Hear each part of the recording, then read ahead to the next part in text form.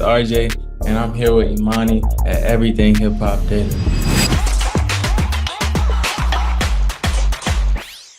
First and foremost, before I get started on any of your music, your artistry, anything of that nature, first, I just want you to introduce yourself to the people who do not know you. My name is RJ. I'm a singer, songwriter, rapper, all-around artist from New Orleans, Louisiana. And I'm currently signed to Roc Nation, and we're doing it big. I love it. So you mentioned you are from Louisiana, and I think when I watched it was your documentary, you talked about having a dark childhood and experiencing things like Hurricane Katrina. So I want to ask, like, tapping into your background and your childhood, how do you feel that has shaped you as a person? First and foremost, I come from a lot of love. So I think just outside of all the traumatic stuff that happened to me as a child and just us having to move because of, like you said, Katrina and doing all that, I had a lot of love growing up. So I don't know, it speaks volume in the music. I'm always shouting my mom out, shouting my family out. Yeah. I have a record on a new EP called Put You Down, where I'm just talking about putting the ones that, really meant a lot to me, putting them down in my head and keeping them with me. So yeah, that I wanted to say that love definitely shaped me a lot and just carrying myself in the music. So you say love has shaped you as a person. Now I want to ask you, how does being from New Orleans represent you as an artist?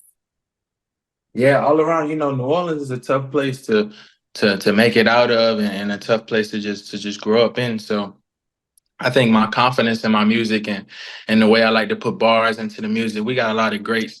Out of New Orleans, Lil Wayne being one of my favorite rappers, and he's just like a musical genius. So just having that being so close to home makes me and inspires me to just want to be that great. So I definitely put that into the music as well as the singing. Frank Ocean is another one from New Orleans who I idolize. So yeah, that I take those inspirations from my city. I do love that. I really do. Now, you mentioned confidence. With today, we're always, tapping into mental health and things like that. So briefly, I just want to ask, like, how did you gain your confidence? I know you mentioned like your upbringing, but like, was it like your mom always saying affirmations to you or something? Like, what was it for you? Yeah, for sure. So, again, outside of the love, I grew up mainly just me and my mother. My father wasn't too much present in my life, so it was kind of hard, you know what I'm saying? Especially confidence wise, because I feel like as a young child, we need both parents, the encouragement of both our parents to, just make it in life. But I just had my mom, but thankfully she definitely installed confidence in me, made me believe I could do anything. So, music was something I was always passionate about. I always loved, and my mother loved poetry and she loved to write. So, I just learned a lot from her and incorporated into my music. So yeah, my mom was very supportive and putting the music out over years, and having her support it just made me even more confident in my career. I swear, I love mother and son relationships. They're just always so loving. Yeah, I love my mom. That's like my best friend for real. I love that. I really, really do. So now, jumping into your music. So when you first got your start in music, you said that you shared it. Like, you shared it online. I think it was SoundCloud, I believe. And you said it like it just got traction. But was there like a special strategy you had? Like, did you have a marketing plan when you put it out, or when you put it out, it just... Yeah, when I put that out, I had to be like 16. So I was really just getting used to using the internet and social media. I didn't have like an iPhone until I was like 16. My mom wouldn't let me get one. So this was all new to me, like just recording myself and like using Instagram, SoundCloud, all that stuff. So yeah, it definitely was just awesome. Like, I'm gonna go somewhere, record this.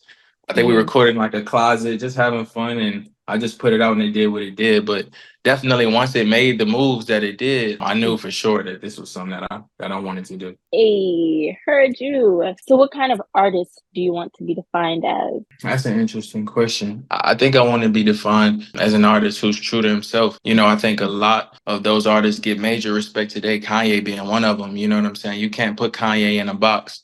He has a gospel album. He has a this album, that album. So I just want to be looked at one of those artists who's just a all around respected creative. Of course, as you should. Now, you mentioned you're signed to Roc Nation. So what was that moment like when you first signed? It was pretty surreal. I feel like manifestation is real. You know, this Mm-hmm. is something that I definitely been manifesting, praying for. Just not even so much so being with Roc Nation, but being with a team that, you know, support the music and is really gonna get me to the next level. So yeah, it was surreal. You know, and it still feels surreal. You know, being so close to people that I looked up to when I was younger, and just being in the same office building as these people, like it's fire, it's dope. Do you mind painting the picture for us, like how that first meeting was when you first signed, or? Yeah, I was out and about. I was moving around. You know, I took the call, of course, and there was like a large Zoom meeting with so many faces. I just was like Oh, overwhelmed, you know, and uh-huh. there was a lot of good talk. But yeah, just right away, I knew that they were interested in not just the music, but who I was as a person and what I Mm-hmm. could bring to the table. So it was like speaking with family for real, and that's exactly what we are, like a family. Yes, I love that. And I feel like most people don't hear about like what that first signing moment was Yeah, like. So that's why I yeah. asked if you could paint the Yeah, picture it's for us. major. It's huge. You know what I'm saying? I told the homies, told my mom, like it was Hmm. big. Yeah, it was huge. In addition to the congrats, let's talk about your new EP, Heart Yeah. on Wax. Let's Yeah. let's talk about that. Let's touch base. Okay, so yeah, Hard on Wax, my EP is out now. It's my third body of work Hmm. this year. I dropped two independent mixtapes, and then this the one we got with Roc Nation. And yeah, it's a 5-song EP. It's Hard on Wax. It's about the phases of me, you know, the phases of human beings. Just by my music being so like multifaceted, you know, like I said, people try to put me in a box, but with this one, I'm really exploiting who I am and the type of music that I create. Now you also have a documentary. Was not a part of the EP though. No, yeah, it dropped before the documentary. Yeah, And I it mean, was it dropped before the EP. Yeah, but it was also the anniversary of your first album, yeah, You're of the the Problem, first right? album. Yeah, yeah. Hmm. So what made you decide to do that too? Initially, the documentary was supposed to be attached with the album, but I Uh-huh. wanted to let the music sit for a while. I wanted people to live with it. Again, like going forward with the music, I feel like people don't know who I am. You know what I'm Hmm. saying? And I want to give my audience not just great music, but also an insight of my real life. So, you know, we decided to drop it on the anniversary of the first album, just to give my fans, yeah, like a day in a day life of me. You know. Yeah, it was very, very insightful, like into your personal life. I like seeing your grandparents and everybody like that. So yeah, that was dope. Yeah, yeah, yeah, for sure. Thank you. Yeah, of course. So back to Heart on Wax. You held playback sessions in New York and Atlanta, right? Yeah, yeah. Now, how were those sessions? Tell us, what was that like? The interaction with It the was fans? yeah, it was dope. It was dope. Definitely a lot of love in the room. New York was pretty intimate. Atlanta was crazy. They turned up, but everybody just received the music really, really well. So I couldn't ask for a better turnout. Now, for the EP, you recorded in both New York and Atlanta. New York, Atlanta, and New Orleans too. Yeah, for sure. A lot of those records we actually did home. Yeah. So, like, talk about how each of these places show up in the EP. I got a record on there. It's actually the intro to the EP Hmm. called New Orleans Love Letter. And yeah, again, that's a storytelling type of record where I'm just, you know, letting people know where I'm from and talking about the city in detail, but telling a cool story to keep you engaged. So that's a pretty dope record. And then Atlanta, just with the creative scales, is an incredible producer. He's actually from New Orleans, but he lives in Atlanta and he created a lot of those records. So just having somebody like him who got that Atlanta taste, who know, you know what I'm saying, how to make the beats go crazy, it was really dope. And New York, like my second home, so I'm always out there. I did the record Too Late out there in New York with a group of guys who produced for a lot of big names out there. They've done A Boogie, Pop Smoke, so yeah, just always tapping back into places that I'm familiar with and putting my Yeah. guys on the tracks. It feel good for real. If I remember correctly, so you from Louisiana, but after Hurricane Katrina, you moved to Memphis and New York too, right?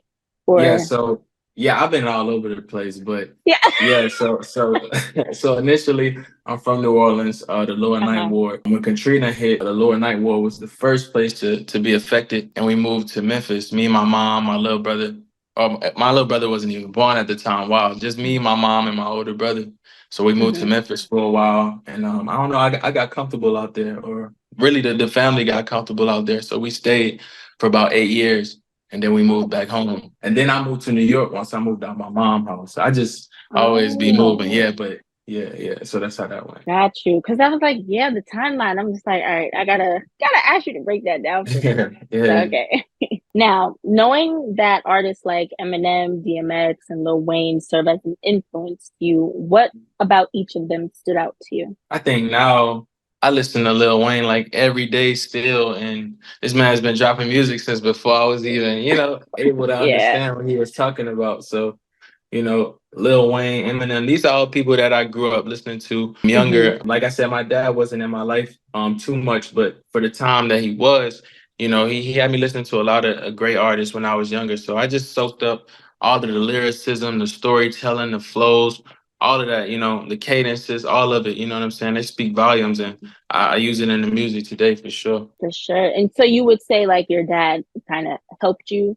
Yeah, Well, yeah. As let me not far say as help, like, as inspired. far as Thank like you. hip hop, yeah, giving me like Hmm. my swag, as just a rapper, Yeah. yeah, for sure. Cause my mom, like, I don't, that's my sweet lady, you know what I'm saying? I Yeah. don't really be trying to, she don't be showing me no gangster side, but my Yeah. pop, so like, roughed me up and gave me that side to life. Yeah. It's always the dad. My dad is the reason why I'm in this industry too. So I definitely understand. Straight up. So do you feel like any of their influence, any of what they possess shows up in your music, or you just look at them as inspiration? Really just as inspirations, yeah, for sure. So how do you feel like you've evolved as an artist since your first album, You're the Problem?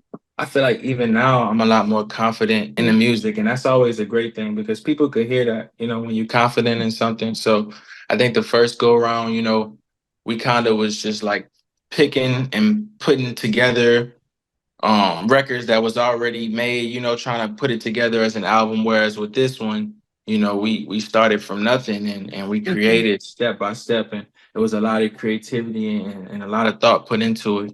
So yeah, just over time, I get more confident in my music, and I just feel like, yeah, my audience could hear it, and it shows for sure.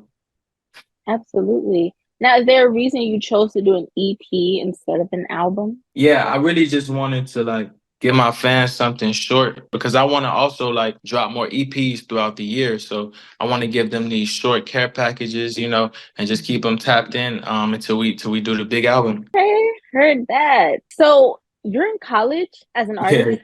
Yeah. Yes, I am.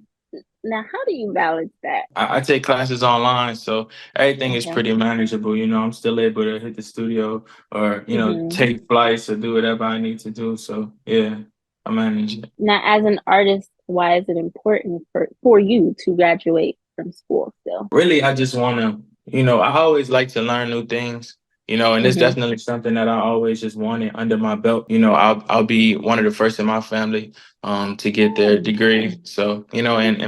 most importantly, I want to make my mom proud. So, yeah, just want to go get that. You seem booked and busy, truly. But Yeah, for it's a sure. good thing. It's a good thing. Yeah, I It's an try to stay amazing as thing. busy as possible for sure. So, in my research, you mentioned that you want to remain vulnerable with your fans. Yeah. Now, as a guy, I Mhm. like for me when when guys they always be like, they want to get more in tune with their feelings or understand their feelings. But then as Mhm. soon as you guys do, I feel like you guys get tough and women start calling you soft and everything like that. So as a Yeah. man, how do you manage that to remain vulnerable and just still, be a man? Yeah, well, I mean, I know my audience. I like to talk to the women when I make the music, and I feel like it's important to be vulnerable. You know what I'm saying? I feel like that's what people want to hear at the end of the day. So I never really too much think about if how the vulnerability is going to affect people looking at my character or anything like that because it's authentically me.